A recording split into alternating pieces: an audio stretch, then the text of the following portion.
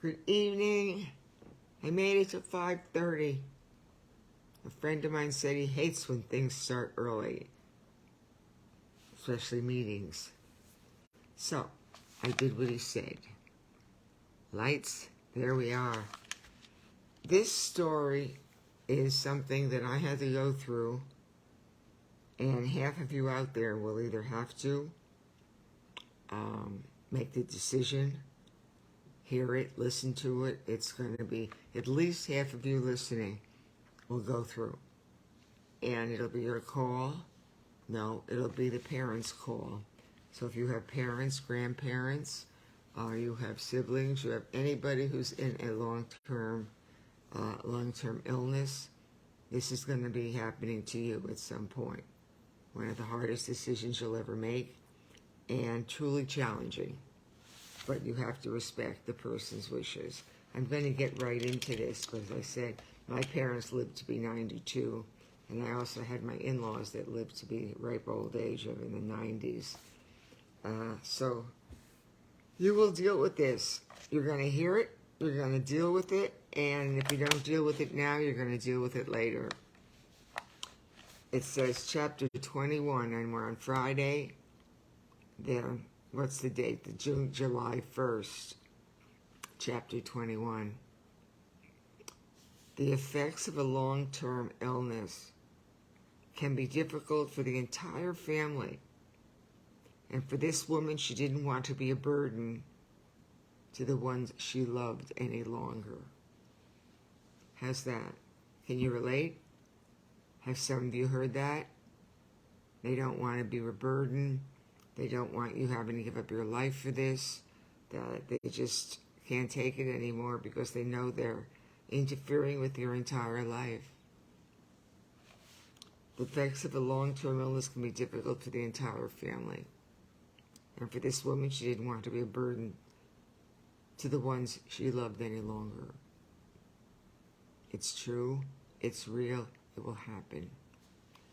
I always say these books, to do yourself a favor, get my books. And I'm not trying to sell books. I'm telling you that you have guidebooks. You have somewhat all the information that you have been through. Everything that I've given you, you will need, you will use, you will process. I'm taking Saturday, Sunday, and Monday off. So Tuesday, Wednesday, and Thursday we'll finish up. And on Friday, I'm going to read you the phenomenal table of contents that you were with me. The chapter starts here. Carry the burdens of life proudly on your shoulders. Yep. Carry the burdens of life proudly on your shoulders. February 2000. Dear Jeff. Valentine, a little bit of me and Jeffrey in there, and then we get into the woman's story. And every one of you, get your tissues because I know you're dealing with it. You can't be in your 50s, 60s, 70s and not have parents or grandparents or aunts or uncles or somebody you love or your husband.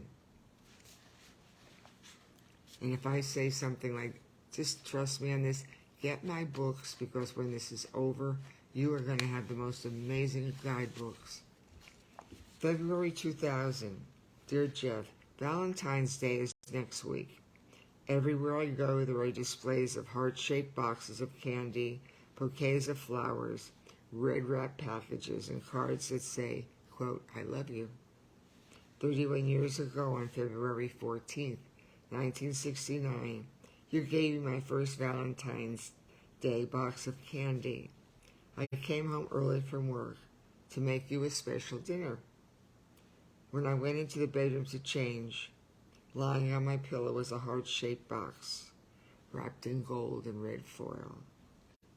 One yellow rose and card lay next to it. I read your card and started to cry. You had written the most loving inscription I'd ever read. I opened my gift, and there were 2 pounds of assorted Godiva truffles. I said to myself, I'm only going to have one piece. Then I'll make dinner. Unfortunately, I couldn't stop eating them, and before I knew it, I had devoured a dozen delicious pieces of chocolate. When you came home, I was in the bathroom throwing up. Yes, sugar and I have a big issue. I can't stop eating it once I start. So, got me a 2-pound box of delicious assorted pieces of Godiva truffles. When you came home, I was in the bathroom throwing up. I'd made myself ill and spent the remainder of the evening in bed. You ordered a pizza and ate by yourself in the kitchen. I heard you laughing about it all night, but I was too sick to care. The following year, you asked me if I wanted another box of candy. I said, please gift wrap 1 Hershey bar and a $20 bill. We shared the candy bar, spent the money on pizza and wine, and celebrated in bed. Thank you for sharing 25 wonderful Valentine's days with me. It was fun. Can't deal with it. I wouldn't care even today. You give me a box of chocolate, I'll be up every 15 minutes saying, I know there's some chocolate left. It's time for me to go get some. I was going to visit my parents tomorrow. Mom turned 88 and Dad is 89. Though they're still doing great, the aging process is a long, slow, and difficult one. It's been bittersweet for me to watch what has happened to them. At some time during my visit, the subject of independent and assisted living would always come up. Dad would say, one day I just won't wake up. I'm going to die in my sleep. I'd say, Dad, that's what you like, but you know that's not what usually happens. Mom would be adamant and never wavered in her beliefs. She would say, Dad and I will remain in our apartment, take care of ourselves, and will never be a burden to anyone. When the time comes, I don't want my children to give up their lives for us. I live in a community where there are many seniors who are in their 70s, 80s, 90s. Yeah, and their children had to make these decisions. Most of the time, their children never come. Dad and I will maintain our apartment, take care of ourselves, and will never be a burden to anyone. When the time comes, I don't want my children to give up their lives for us. You have your own responsibilities to take care of. Parents must be on their own no matter how difficult it is for the children. The best intentions aren't always for the best. I said to Mom, I love you and Dad, and I'll do anything to make your life better. How can loving you and wanting to take care of you be a burden to me? My mother would refuse to discuss it any longer, and the issue would be on hold until the next visit. You are dealing with this, some of you. There's no way that I could see your names and your ages and that you have not either dealt with it or have. And that's what I'm saying. These books are a cookbook for experiences in life that you're going to have. The story is about a woman who didn't want to be a burden to her family. As she faced her own mortality, she told me what the meaning of the word, quote, burden, end quote, meant for the patients, from the patient's point of view. She explained why she didn't want her family to make her their responsibility any longer. Our conversation would change the way I felt about this issue, and it helped me to understand why my mother felt the way she did. The woman had been a patient at the care center for several weeks. Whenever I'd go into her room, there were always lots of people visiting. Everyone would be eating, talking, and laughing, and the atmosphere was upbeat and positive. There was also the longest piece of plastic oxygen tubing hanging on the floor, coiled under the chair, and running over the sheets. When I went in last night, she was alone and watching CNN. I said, hi, I'm Susan, a volunteer. I feel like this is the first time we've been formally introduced. You've always had a lot of company visiting, and we've never gotten a chance to talk. Is there anything exciting going on in the world today? No, she smiled and said, but I'm going to a nursing home tomorrow. Now that's something worth talking about. I said, besides all the company, do you know what I've noticed the most? What? She responded. I said, I've never seen anybody with an oxygen line as long as yours. You could strangle yourself with the extra 50 feet of plastic tubing. Your nurses must have been pretty sure that you aren't going to hang yourself from the sprinkler head on the ceiling. She started to laugh and needed to catch her breath. A few minutes later, she said, if laughter is the best medicine, then I feel great. I mean, that was such a long tubing. It was wrapped around everything. And I was thinking, well, gosh, she's going to hang herself. After a few minutes later, she said, if laughter is the best medicine, I feel great. I've noticed something about you, too. When you've come into my room, you always look happy and wear colorful clothes. Thank you, I said. Would you like some company? Yes, she said, just let me untangle myself first. I raised the bed and propped her up against a couple of pillows. I curled up at the foot of the bed, half leaning over her legs. She took a sip of water and tugged gently on her oxygen line. She said, it's still pumping air just like me. And she said, it's still pumping air just like me. I said, if someone comes in and sees us all knotted up in your plastic tubing, it won't look good for hospice. She laughed again and said, disruptive. That's the word that describes my life and everyone else's now. Disruptive. We don't need any more disruptions. Good word, disruptions. I'm 69 years old. I've been divorced for 25 years, and my son lives near me. I've worked my entire life doing what I call blue-collar jobs. I love people, but I like being independent and taking care of myself. I've maintained my home, a beautiful garden, and I love playing cards, especially poker. Another poker player. Many of my visitors are poker buddies. 5 years ago, I was diagnosed with lung cancer and emphysema. I've suffered for 4.5 years with this disease, but the past 6 months have been hell. The cancer has spread throughout my body, and I'm requiring more and more assistance. Here's where we get into what you may do, have to do, want to do, but cannot do. My son and daughter-in-law want me to live with them. They just built a home, set up a beautiful room for me.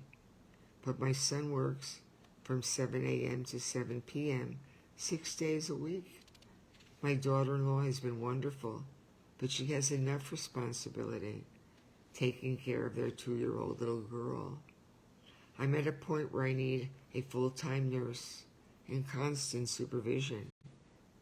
Can you imagine what it's like having to ask your granddaughter to get you something? They want to take care of me all the time. They want to do everything for me. He says, Mom, you've never been a burden and never will be. What a wonderful family. Again, I got to meet so many incredible people. But she just said, they fixed up a house, they fixed up a room for her. And he says, Mom, you've never been a burden. She continued, because he loves me so much and wants to help. He thinks he knows what is best for me. He doesn't understand that this isn't an issue about love. It's an issue about choice and respecting everyone else's wishes. I can't put them through anymore. I'm not their child, and they are not my parents. I've disrupted, changed, and rearranged their lives long enough, long-term illnesses don't just affect the patient. They take a serious toll on everyone involved. It's time for them to stop taking care of me and to come and visit me. They can love me as their mother, but they must let me go as a friend. I do not want any further disruptions in my life or theirs. I knew that hospice would help me when the time came. Well, the time has come. I said, you still never specifically told me why you're going to a nursing home tomorrow. Why don't you stay here at the center? She said, I can have hospice help wherever I am. My illness could go on for a while, and I want to have people to talk with. I want to be with people like me. She said, I want to be with people like me. Maybe I'll get a roommate who doesn't need a diaper. She says, I want to be with people like me. Maybe I'll get a roommate who doesn't need a diaper or who can play poker. Tomorrow will be another adventure. When you're a poker player, that's all you're thinking. You love poker, you love poker. So she didn't care if the woman next door would be in a diaper. She wanted to play cards. My eyes welled up with tears, and I reached for the tissues and said, I've been dealing with this issue and my parents for several years. They aren't dealing with anything life-threatening, but the aging process has caught up with them. It's becoming more difficult for them to take care of themselves. I want to be with them all the time and take care of them. They are my responsibility, and it's my duty as their child. No, she said, you cannot take care of them. You can help them, and you can make their transitions easier. But you must respect the fact that they want to maintain their independence and continue making their own choices. I know 50% of you on the line and who will watch this and listen to this are dealing with it, have dealt with it, will deal with it. You must respect the fact that they want to maintain their independence and continue making their own choices. You have to step back and look at the situation from both sides. I said, thank you for talking to me about this. You've helped me to understand my parents' beliefs and to respect their wishes. I kissed her forehead and said good night. As I stood outside her room, I thought about how perceptive this woman was. She knew what was best for her and what she wanted for her family. She helped me to realize that I'd been dealing with this issue as a child who one day might become a caregiver. When she used the word disruptive to describe this time in her life, she changed my perception and interpretation of the meaning of the word burden forever. There's a big difference between taking care and giving care to someone. It's easy to love someone so much that you think you know what's best for them. Yeah. Very, very common. People do things all the time for other people because they know what's best for them. No, you may not. But what you think is best might not be what's best. What is important is that you allow the individual to decide what they feel is best for them. It's their decision, not yours. Understanding this issue from both perspectives may not make it any easier to deal with, but everyone involved must honestly and openly be able to express their feelings. I know now what my mother meant when she said that she didn't want to be a burden to her children. In the future, when this issue comes up, I'll give my mom a hug and say, you have never been, will never be a burden, but it is up to you to decide what's best for you. Even if I don't agree with you, I will respect your decision. Jeff, you were never a burden to me, and I hope you never felt like one either. You were my husband and my best friend. I took care of you because I loved you. Maybe as husband and wife we looked at the issue of being a burden differently than our parents did.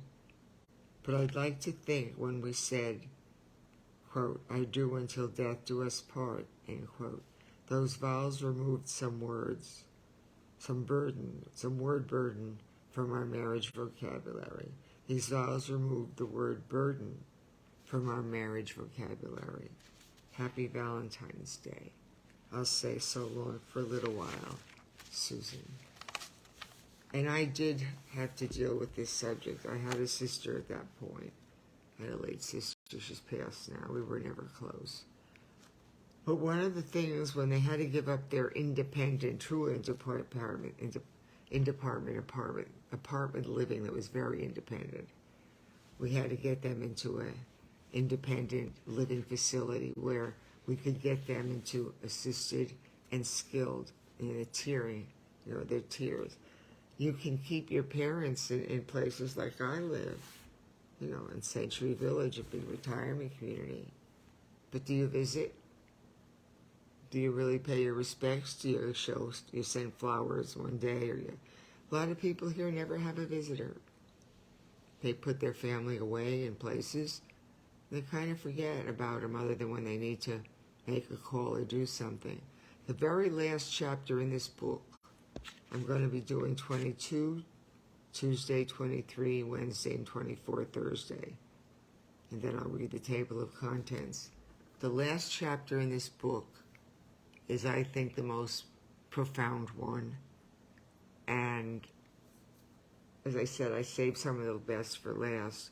Many of you are in your 50s and 60s and you are dealing with your parents. It's rough. It's hard because they see things one way. Maybe there's some parents they want to live with you and you're able. They want to be capable.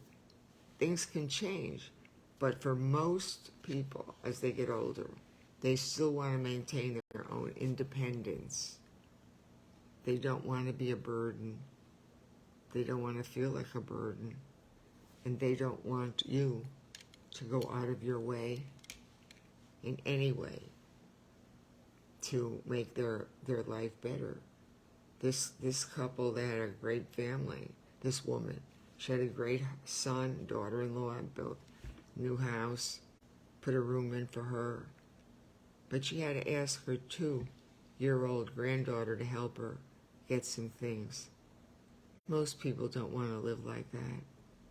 Most people want quality, dignity, respect, honor. There's one of the commandments is honor your father and your mother, and you shall have long life. I'm not giving you a lecture. I'm just telling you what I know, what I've seen, every story in this book. And I held their hands with a hospice heart is true. Every one of them one day you may need to go through, or you'll have someone else that you love, you may get it for. These 2 books, it's hard for me to remember writing them even though I did write them. And they are powerful. I'm going to say that you can go on SusanMintz.com. The book's icon page has Susan Reed's Committed to Love, and it's also on Facebook and YouTube. And the other one would be The Hospice Heart will be uploaded. Remember I said that I buy battery-operated toothbrushes for HIV-positive dental patients, so I'm asking all of you to please put your thinking caps on. Think outside your own box.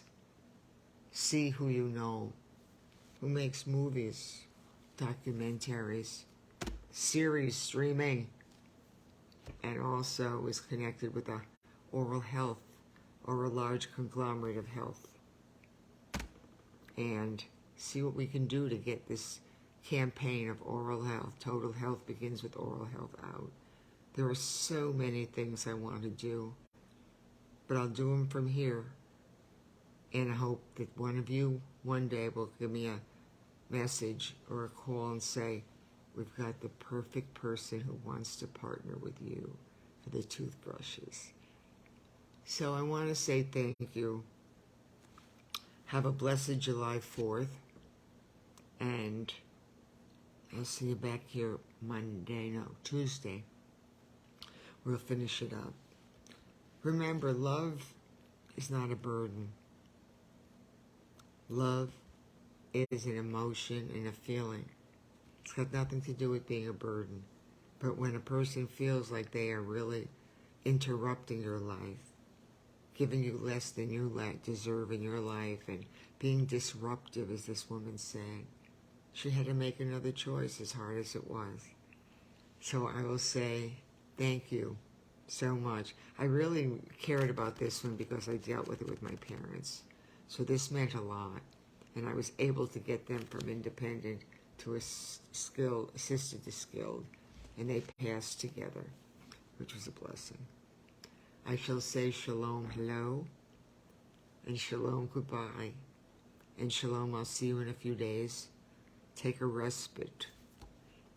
Take a reprieve. Go to camp for 3 days and don't listen to me. Except you will be going back, some of you, and rereading stories. So everything is on, up to date. Oral health is wonderful.